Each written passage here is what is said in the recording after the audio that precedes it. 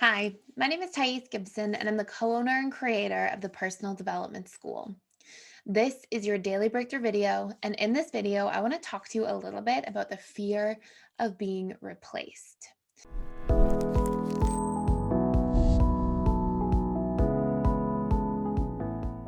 So, this is a common fear that can come up in relationships. And this fear often relates to jealousy as well.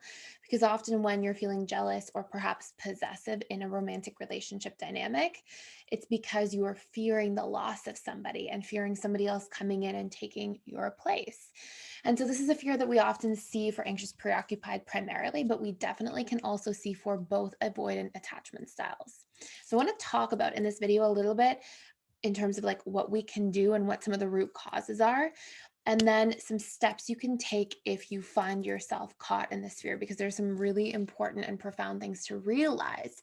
There's what I always say to people whenever there's something that's causing some kind of painful pattern in our lives, there's always some kind of golden nugget for us to discover about the relationship to ourselves or our own patterns or wounds at a subconscious level. And through that discovery, then we can take some action to reprogram things, to change things up, to strategize on behalf of our needs, and so on. So you're going to find some golden nuggets in here. So first and foremost, the fear of being replaced is very much related to specific core wounds at the subconscious level. I will be abandoned. I will be alone. I am not enough. I am unworthy of love. And even things like I am unimportant or I don't matter can be very much correlated with this fear of being replaced.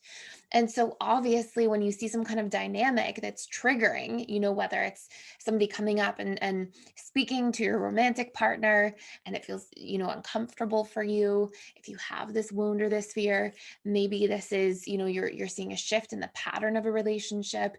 Maybe you hear your romantic partner talk about somebody else in an excited way, whatever it might be that becomes the catalyst for touching this fear.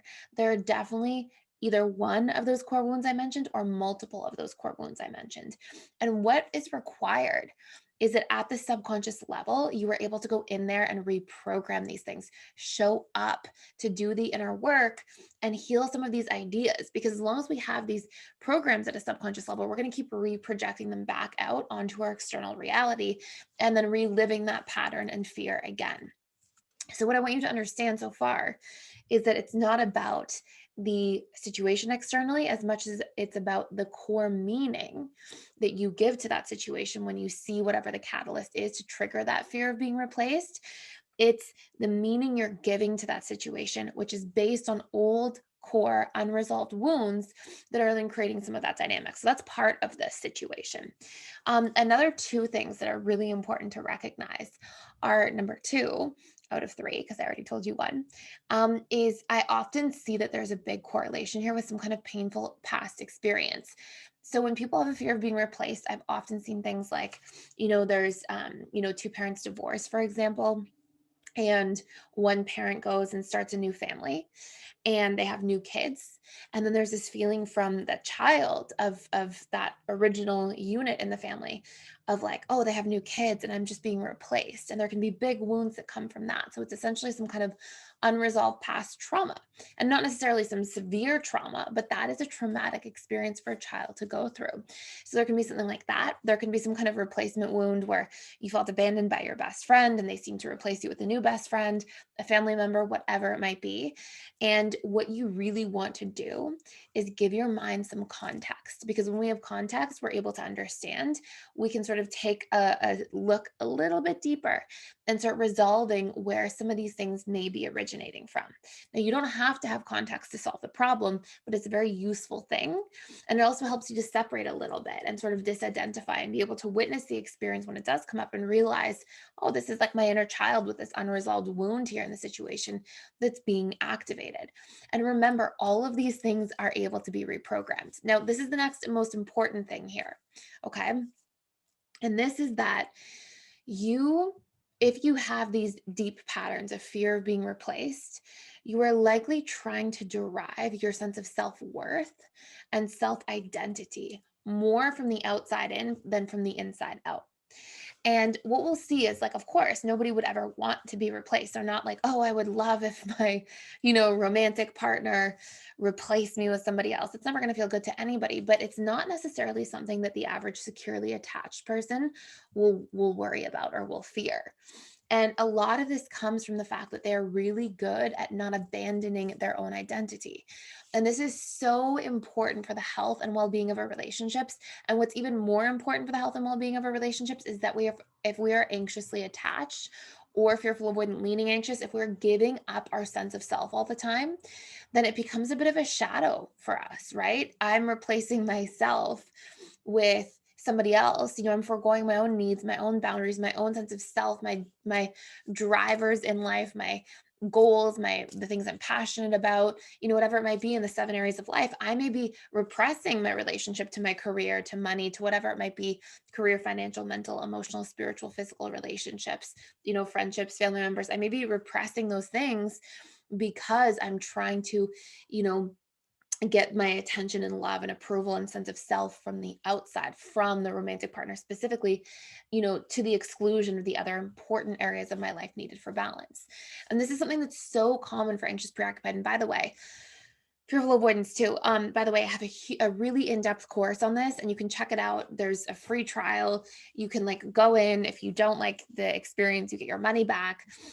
So you can go in and try this course. But I highly recommend, if you find yourself stuck here, the Strengthening Self-Identity course inside PDS is amazing for this. It helps you define who you are in all the 7 areas of life.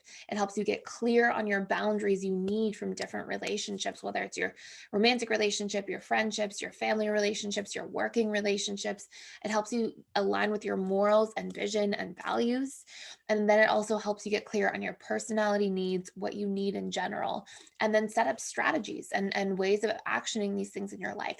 And as you strengthen that as a person, okay, doing all of that work and strengthening that as a person allows you to feel like you are solid in your sense of self. You trust yourself to be able to show up.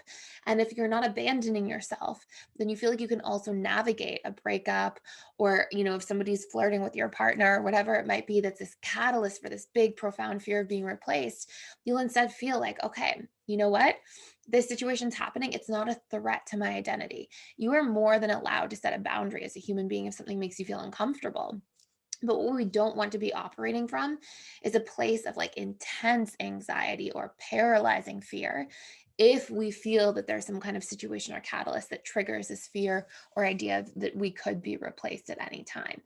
And I want you to realize that if you think that, you think you're replaceable, which means you want to do a little bit of work, on understanding the value you bring to relationships and the value of a bond you have with another person, and that it's not something that we can just wipe our hands of and let go of so quickly. There's immense value when we start investing in a person, and vice versa, and we build a bond, we build a connection. And it can be very painful to take that and diminish ourselves in our mind with our stories and thoughts and narratives and interpretations, thinking, well, it doesn't matter, the person's going to replace me anyways. There's this inherent like, I don't have value in that story itself that we may be carrying if that fear of being replaced is alive for us. So it's really important to do that work to sort of recognize some of these patterns so that you can release yourself from this and heal and set yourself free. So hopefully this makes a whole lot of sense. Thank you for watching. Please like, share, and subscribe if you're getting a lot of value out of this channel, and I will see you in the next video.